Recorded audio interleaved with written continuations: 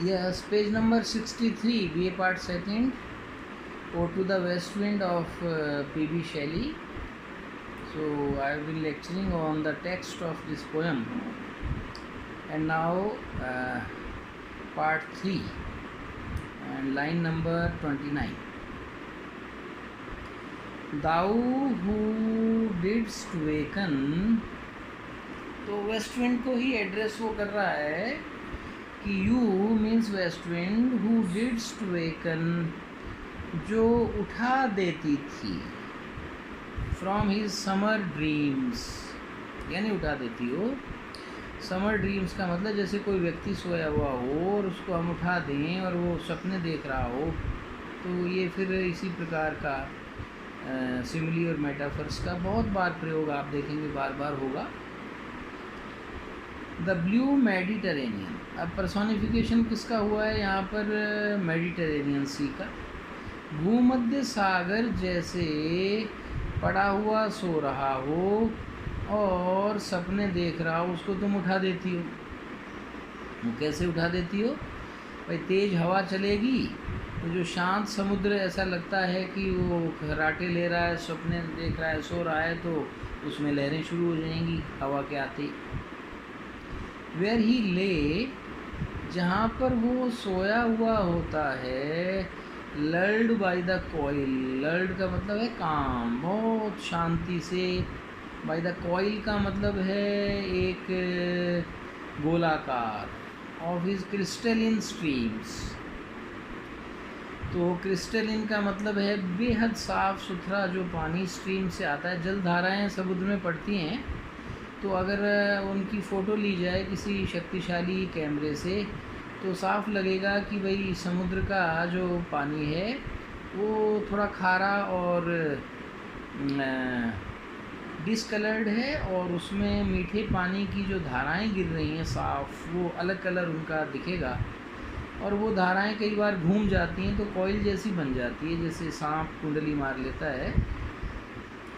तो इस तरह की जल धाराओं के मध्य में खामोश होकर के जब समुद्र सो रहा होता है, beside A pumice oil in बेइज bay.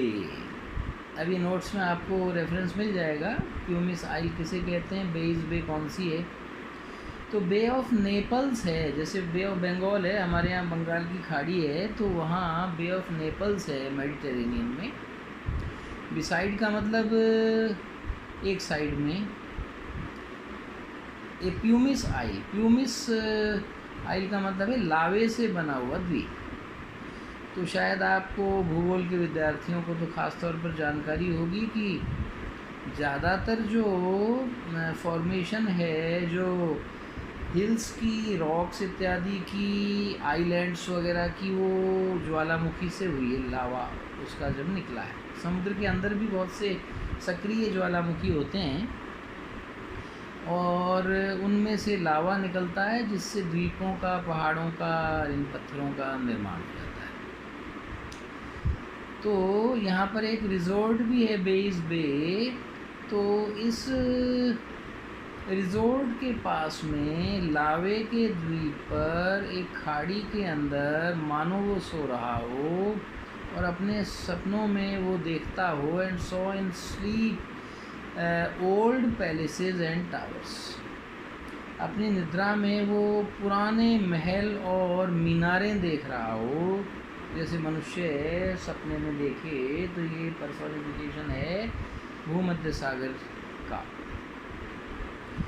Quivering with in the waves intense her day, तो जैसे ही हवा आती है, क्विवर का मतलब है शेकिंग, वो हिलने लग जाता है, थरथराने लग जाता है विद इन द वेव, और ये पावर भी शो कर रहा है। यानी शैले ये कह रहा है कि जैसे पृथ्वी पर शक्ति है लैंडस्केप पर, वैसे ही स्काईस्केप समुद्र पर, आकाश में शक्ति है इस हवा की, वेस्ट विंड की। और ऐसा नहीं है कि केवल जल और थल में हो, नभ में भी है। तो जल में ये वर्णन किया जा रहा है क्विवरिंग विद इन, कि पानी तक को, महासागरों को भी अस्त व्यस्त कर देती है, इतनी भयानक फोर्स इसके अंदर है। एक बेकाबू विंड है और ये पत्तियों को भी उड़ा डालती है, गिरा देती है गड्ढों में, और ये आकाश में बादलों को भी इकट्ठा कर देती है। तो ये तीनों शक्तियाँ बताई जा रही हैं। ऑल ओवर ग्रोन, तो वो मान लो स्वप्न देख रहा था मेडिटेरेनियन सी, और जैसे ही हवा चली तो थरथराने लग गया और लहरें शुरू हो गईं। All over grown with azure moss and flowers so sweet the sense faints picturing them. All over grown with azure moss, तो समुद्र के अंदर भी वनस्पति होती है। मॉस का मतलब होता है काई वगैरह, एज्योर का मतलब है डार्क ब्लू, एंड फ्लावर्स और इस प्रकार की वनस्पतियों के फूल वगैरह भी वहाँ खिलते हैं। सो स्वीट, और वो मान लो निद्रा मग्न होकर के इन चीज़ों को देख रहा हो, टावर्स को, मीनारों को, पैलेसेस को, फ्लावर्स को। सो स्वीट, इतनी मधुर गंध के साथ। The sense faints picturing them, कि जो सेंस यानी इंद्रिय है हमारी, घ्राणेंद्रिय है, सेंस ऑफ स्मेल है, वो जैसे बेहोश हो जाती है मादकता से, उसकी खुशबू से। पिक्चरिंग दैम, यहाँ सेंसुअसनेस भी है पोएम में, पिक्टोरियल क्वालिटी भी है, तो ये सब आपको नोट करनी पड़ेगी।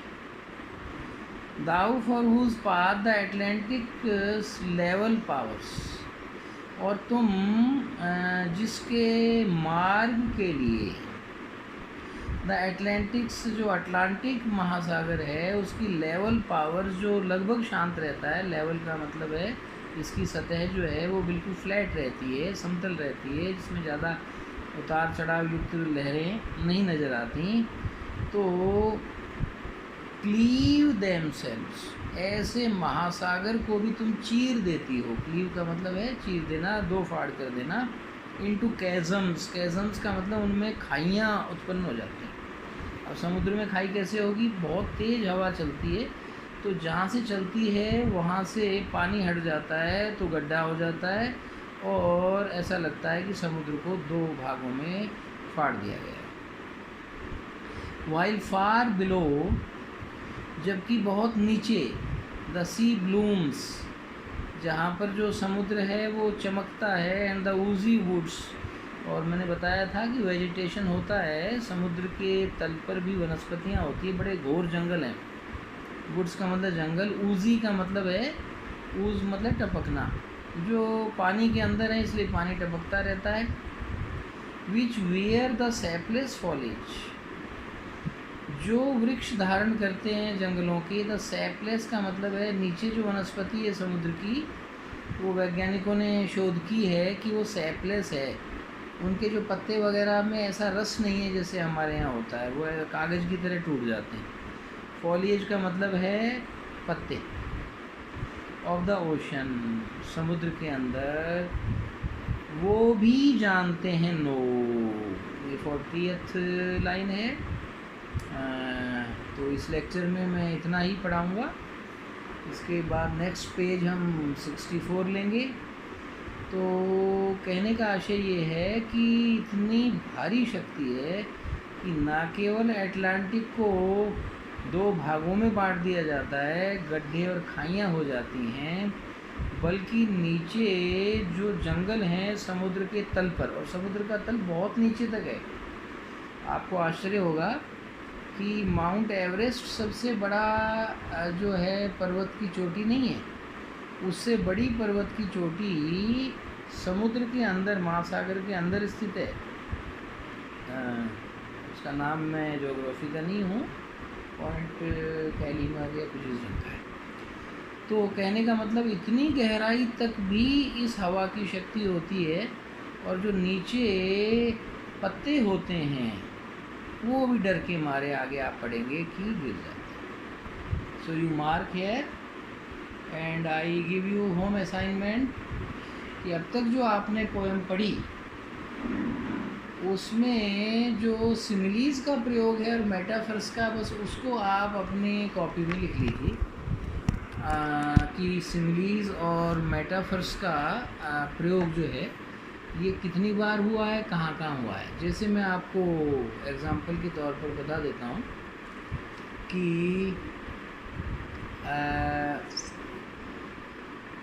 यही जो मैंने पढ़ाया है इसमें, और ऊपर जो मीनैड था, मीनैड का भी यहाँ प्रयोग है।